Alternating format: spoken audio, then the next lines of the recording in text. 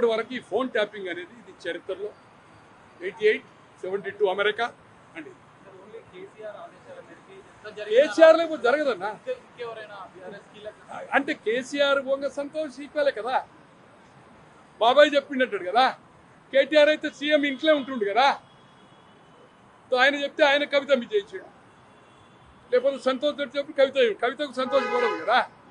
హరీష్ రావు గారి పేరు చెప్పిండు. వాళ్ళు ఫ్యామిలీ మెంబర్స్ కదా, ఒక కుటుంబం కదా, కుటుంబ పాలన కదా, రీజనల్ పార్టీ కదా. ఒకటే అండి, ముఖ్యమంత్రి మొదట అవకాశం ఇచ్చింది.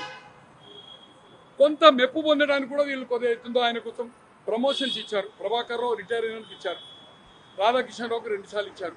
అతనికి ఎస్ఐ నుంచి ఆయన బ్యాచ్ వాళ్ళు 2007 నుంచి ఒకటేసారి 2 ప్రమోషన్లు అయి డిఎస్పీ అయ్యాడు. ఎవరు ఆయన? ప్రవీణ్ రావు. ఆయన పేరే ప్రణీత్.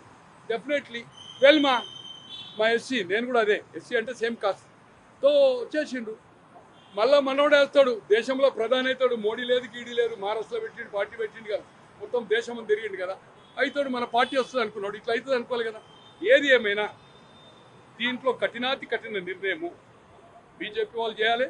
ఈరోజు సిట్ ఏదైతే చేస్తుందో అన్ని వేళ్ళు అక్కడికే. ప్రభాకర్ రావు చెప్పినా రేపు ప్రభాకర్ రావుకు ఆగస్టు 5 వరకే ఉంది. ఆగస్టు 5 తర్వాత ఆయన సహకరించడం లేదు. ఖచ్చితంగా అతన్ని కస్టడీకి తీసుకుంటారు. అతను అరెస్ట్ కావడం ఖాయం. పోలీస్ జ్యుడిషియల్లో ఉండి తర్వాత ఇంట్రాగేషన్కి తీసుకుంటారు. అప్పుడు ఆయన బయటికి రావాలి. ఆల్రెడీ రాధాకిషన్ రావు గారి స్టేట్మెంట్ కానీ భుజంగరావు గారి ఇన్స్ట్రక్షన్ ఆఫ్ సీఎంఏ కదా. తో సీఎం దీంట్లో ఏదైతుందో ఇరికిపోయాడు, తప్పించుకోలేదు. చరిత్రలో ఇటువంటి చరిత్ర లేదు.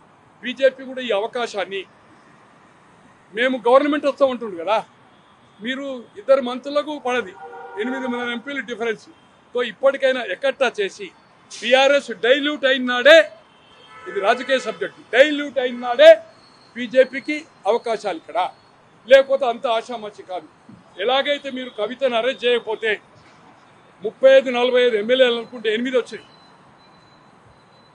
టీఆర్ఎస్ బీజేపీ ఒకటే అంటే, టీఆర్ఎస్ బీజేపీ ఒకటి. ఎప్పుడైతే అరెస్ట్ చేసిండ్రో 8 లోక్సభ వచ్చింది, వాళ్ళు 0 అయింది. రేపు ఇక్కడ బీజేపీ మీకేమన్నా స్ట్రెంత్ పెరగాలన్నా, మీకేమన్నా ప్రజా ప్రయోజనాల దృష్ట్యా కానీ, ఈ నియంత్ర ప్రభుత్వము, ఈ అవినీతి చేసిన ప్రభుత్వము, కుటుంబ పాలన పోవాలనుకుంటే ఖచ్చితంగా మీరు దీన్ని ఏదైతుందో సిబిఐ కానీ దీని మీద స్ట్రాంగ్ ఏదైతుందో ఒక డిసిషన్ తీసుకోవాలి. అసలైన తొలి వెలుగు. ఫాలో వాట్సాప్ @తొలి వెలుగు official.